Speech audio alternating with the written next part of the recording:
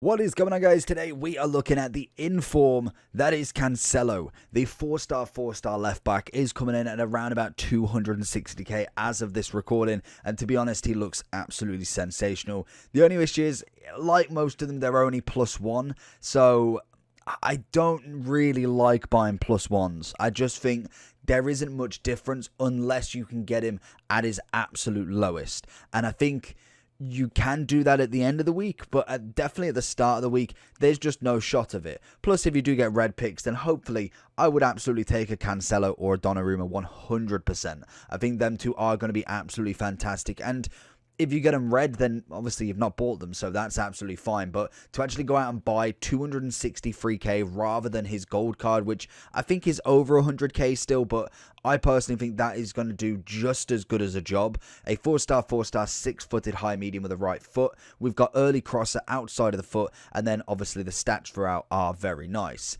I think in terms of Cancelo, I'm pretty sure anchor's the way to go with him, which would give him 90 pace, 88 defending, and 80 physical, which we'll definitely put on just to see what he looks like. But he looks a solid card. His gold card is actually really good as well, so he is a well worth left back. I think he's one of the best in the game. Obviously, then you've got Ferland Mendy, Theo, and I can't think of the other one. There's one more that is high rated that I cannot think of. He'll come to me in the video. But we're going to have a look at Cancelo, see what he can do for us for 260,000 coins. Let's have a look at Cancelo then. I absolutely love his overlapping and just his general defensive presence. He naturally is so good at the game. Very good recovery, tackling, pace. He has got the whole package, which works really well. And I think in terms of crossing as well, that's going to be majorly important this year, as I think the set pieces are always a fantastic feature to exploit straight away when the game starts. The only thing with Cancelo is I don't want him out of position too much,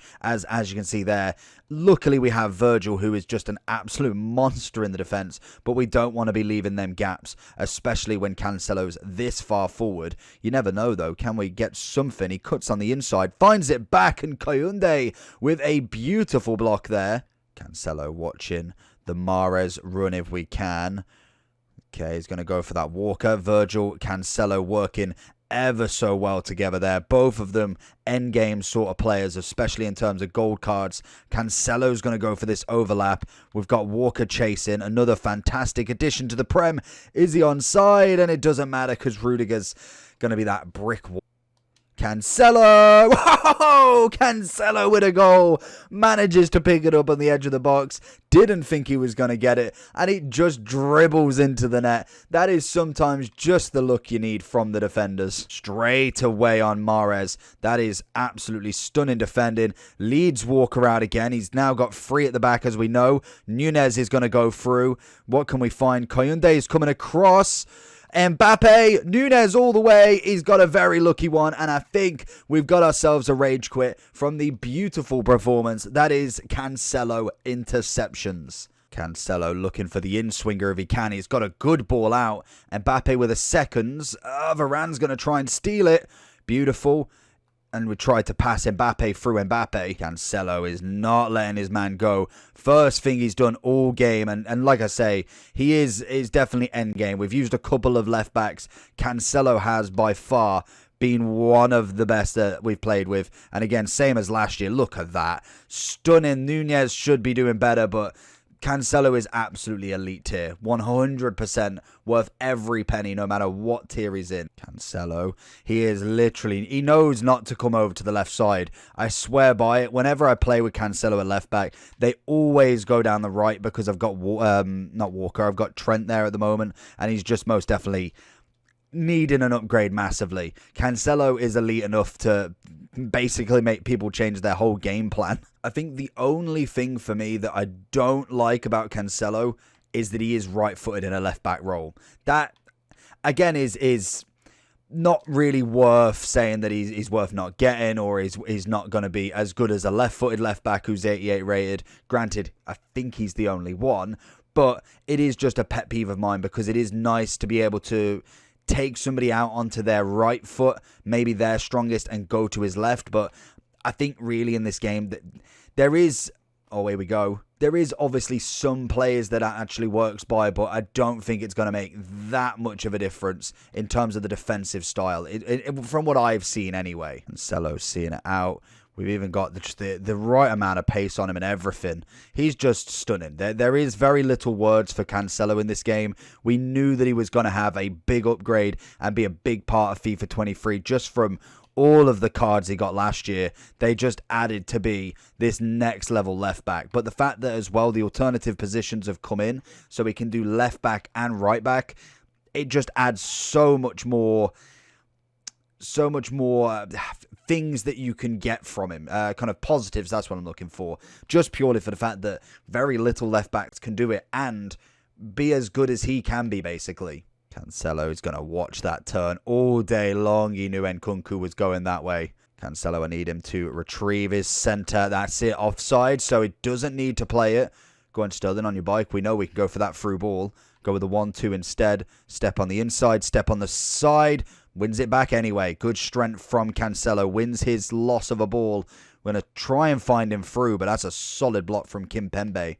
You know what? Let's give it a go. We're going to go for that big power right here. He's going to leave that man out. Oh, he's brought the keys, brought it wide a little bit. Go for the power. Nunes, Necken. So we've got Cancelo's overall review. I know, a little bit different to Footbin, but apparently it's going to be down for a while. But Cancelo's coming in at 255 now. Dropped 10k since then, and I do think he will continue to drop.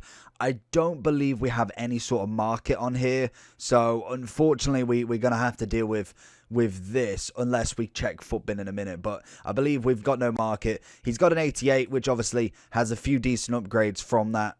Again, we can't actually tell you because they don't have the comparison like Footbin, so unfortunately we're stuck with this. In terms of Cancelo though, +1 upgrade, like I said, if you're looking at the gold Cancelo, he's coming in at about, I think it was about 100 last time I checked, and for the +1s on most things, I really don't think he's worth that much of an upgrade. If you're wanting the dynamic, if you're wanting that, I will wait until Foot Champs is finished on the Sunday just for that sell-off. Because we've got promo packs coming for Rule Breakers, which looks very nice. So I can imagine there's going to be a lot. He is, I think, the second highest in Footbin. In the team, actually. I don't know where we're going, but I think he's the second highest behind, well, the same as Donnarumma at 89. So he is leading it with obviously being the hardest one to pack. But if you do manage to get him, he's really not that expensive for an 89. Being a defender, I don't think he was ever going to be upwards of $1 million. I just don't see it. Obviously, Roberto Carlos is in terms of his mid, but definitely not Cancelo. In terms of what you get from him then, the pace is fantastic. The defensive ability is fantastic.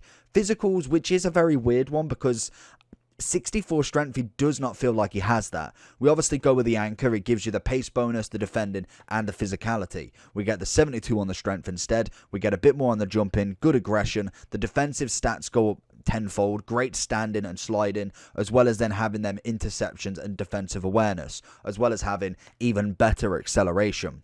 The dribbling side of stuff is always nice. He's got a very confident kind of dribbling prowess, as well as then a little bit of shooting and a little bit of left wing play as well. We saw him in the first match go through on goal. He managed to get a goal himself and assist one. So for me, Cancelo is always going to be a 10 out of 10. He's worth every penny that you can spend on him. I just don't think he's necessarily worth buying right now. I think he will drop below 200k with promo packs and obviously only being a +1. There isn't going to be a huge difference between the two. If you do manage to get him red, make sure you flex on everybody because that is always a solid shout. Hopefully we do get him red this week because that would be just absolutely incredible. It will be a left back that can be in the game for you for quite some time. I don't see too many other than himself outshining him right now by a landslide. So if you do manage to get an inform or red of him this week, then you're absolutely in the money with it. But overall, I think good player, 10 out of 10, comes in at a good cost, and I think he will drop down even more as we go forward, so that's always a bonus. And if you do need him right back, he can play right back as well. So if you want to check out the videos on the left, we've got 2 other bangers that you may enjoy, as well as if wanting to subscribe down below. That is always important to do for the channel. But for now, make sure you subscribe and like. Peace.